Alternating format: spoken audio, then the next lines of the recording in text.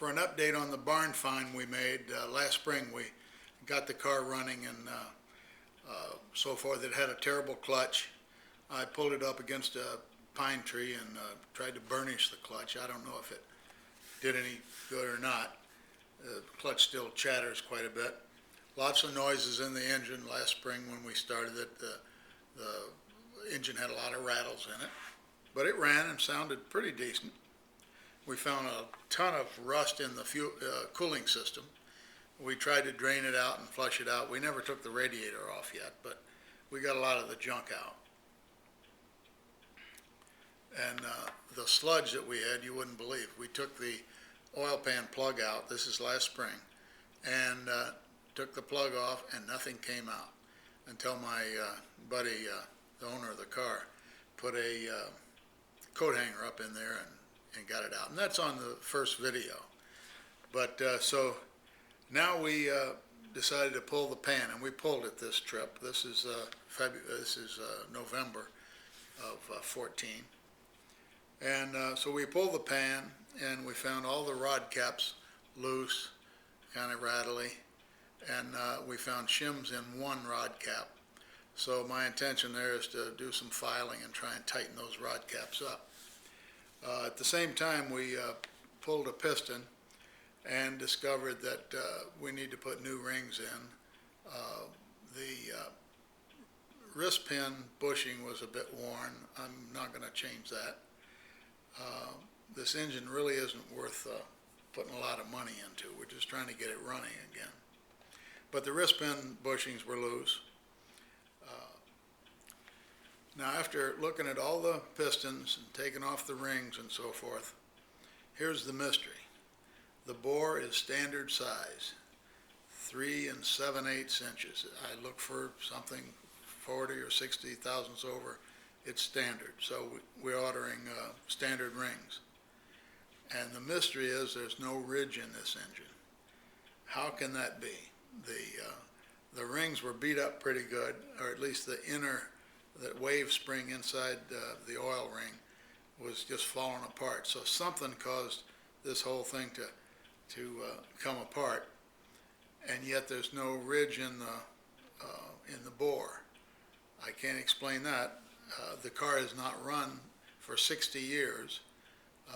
Uncle Rudy got it in '64, and we don't know the history before that.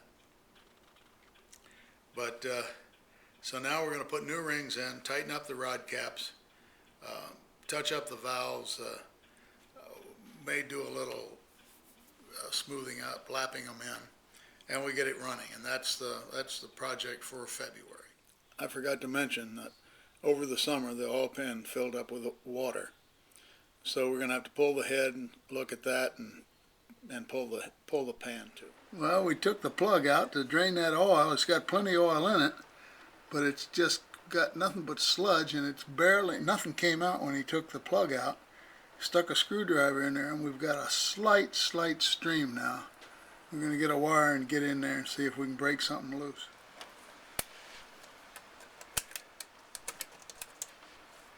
Is that piece too long? Yeah, I think it's a little too long, Jack. I can't. I'm in there doing something.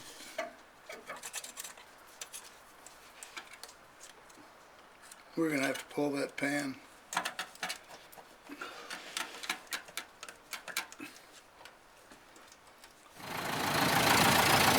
Okay, we're motoring. After 60 years, doesn't stop very good. Clutch isn't too good. The engine sounds good. Got fresh oil in it. Fresh oil in the transmission, engine, and rear end. She's running like a sewing machine. Doesn't want to stop too good. There's the interior. It's got these little things. They're spring loaded, and they had a roller on them against the glass. I've never seen that. I have to find out what cars had that. Looks like it's an add-on, and it's on. Oh, here's one with a roller. A little wooden roller. That's an anti-rattle device, I guess. I'm not sure if any of our cars have that. Look at the old upholstery. It's got to be original. That certainly is. There's a lot. We'll keep playing with it. Okay, this is junk we just got out of the head by scraping it and hitting it on the ground. And that is a bunch of stuff. And we'll play with some. Well, we got the oil pan off and a little goop there. And the splash pan came out pretty easy. I know they don't go in easy, but all right. Oh, look at that junk. Okay, we've got the pistons out.